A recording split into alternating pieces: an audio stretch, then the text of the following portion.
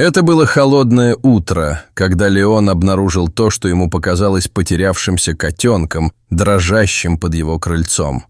Сердце его было полно сострадания, и он осторожно поднял маленькое пушистое создание, веря, что только что спас беспомощное животное. Он выносил его на заботу в здоровье дома, чувствуя гордость за свой добрый поступок. Однако поход к ветеринару для регулярного осмотра принял неожиданный оборот, когда лицо ветеринара побледнело, осматривая котенка. Ветеринар тщательно рассмотрел котенка.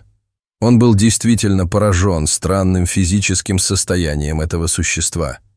У него была серая шерсть, и он был крайне крошечным. Леон с нетерпением смотрел на ветеринара, который долго изучал животное, и ему стало страшно, что что-то может быть не так. Через несколько минут ветеринар вернулся с шокирующей новостью. Я вызвал службу по контролю за животными, но что за животное Леон нашел в лесу? Почему ветеринар так заинтересован в этом, и почему вмешивается служба по контролю за животными? Леон выгуливал свою собаку, когда вдруг замер и указал носом в определенном направлении.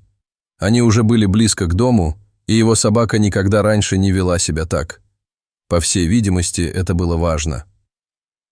«Сэм, ты видишь что-то?» – спросил Леон. «Ах да, кстати, собаку зовут Сэм». Он слышал шорох снизу своего собственного крыльца и нашел там маленького котенка.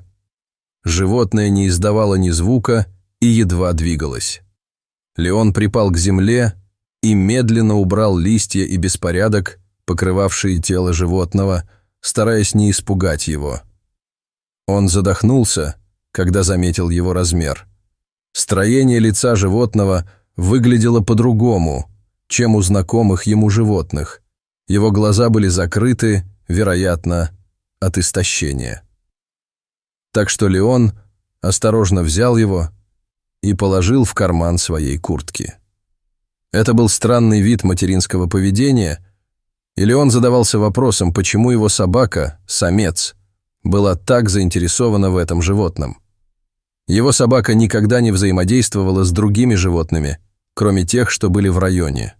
Иногда они могли столкнуться с другим владельцем собаки, но Сэм никогда не проявлял интереса. Единственное, что интересовало Сэма, это белки, утки и другие дикие животные, за которыми он мог бегать. Он вырос в лесу сам, и его старая семейная собака тоже так поступала, когда они вместе ходили в походы. Когда они оказались в доме, Леон сразу же превратил коробку, которую он оставил, в небольшую безопасную зону для животного. Он не имел представления, с чем он имеет дело, но решил, что собачий корм не сделает ему плохо.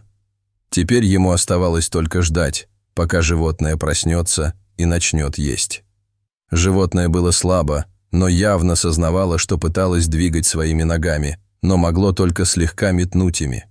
Через день или два животное начало двигаться внутри коробки. Леон был в восторге и не мог оторвать глаз от животного. Но это быстро изменилось, когда животное стало достаточно сильным, чтобы открыть глаза. Леон задохнулся от удивления, когда животное медленно открыло один глаз, а затем другой.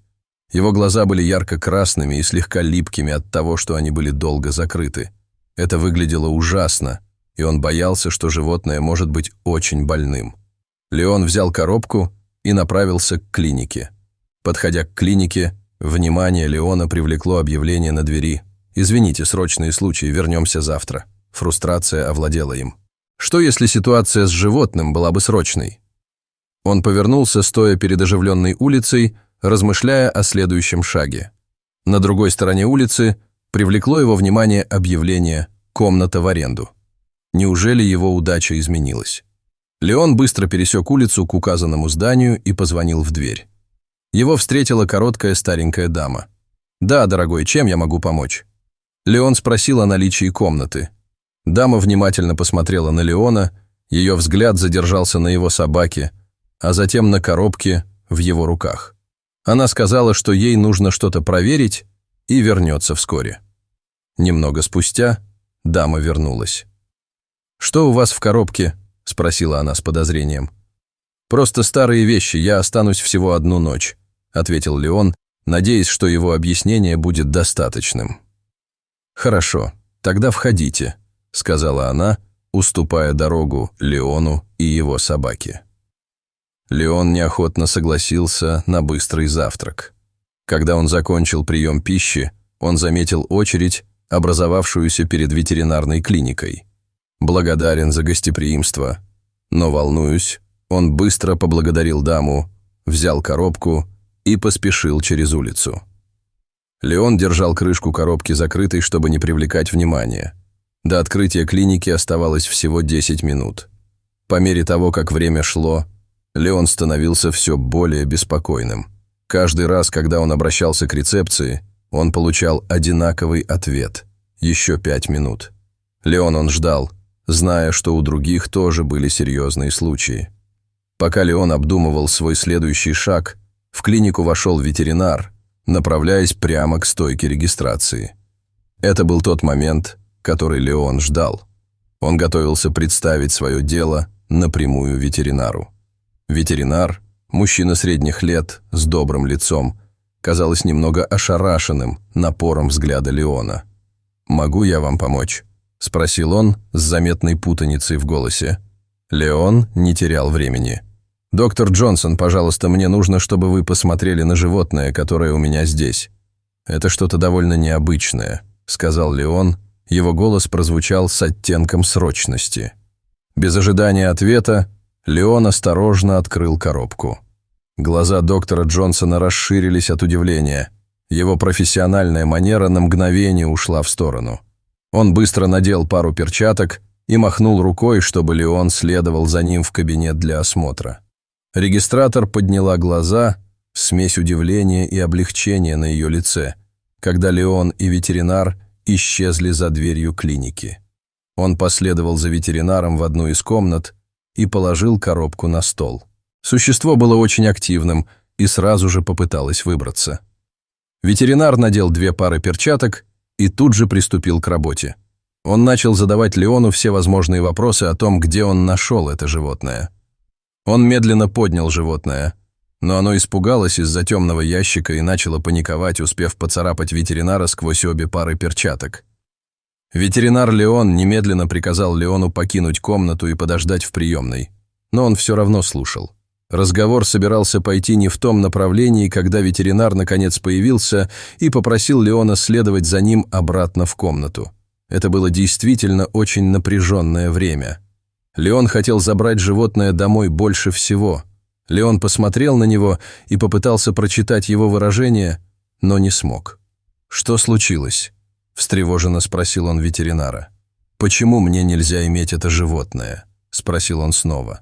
«Что не так, пожалуйста, скажите мне». Внезапно ветеринар улыбнулся. «Извините за путаницу», – мистер медленно начал ветеринар. «Вы видите, теперь я знаю, какое это животное. И хотя оно очень редкое, оно в отличном здоровье. Интересно, не хотели бы вы узнать, что это за существо, которое вы поймали?» – спросил ветеринар. «Ну, это детеныш галага. Это животное не должно находиться в стране, и у меня нет идей, как оно вообще сюда попало, но ему нужно много заботы. Я понимаю, что Леон действительно хочет сохранить его и заботиться о нем, но это просто не вариант.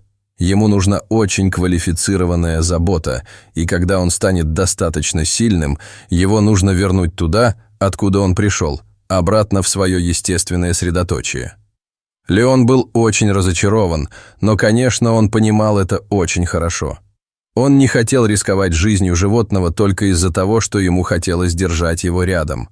Так что он оставил галага у ветеринара после прощания и вернулся к своей обыденной жизни с Сэмом.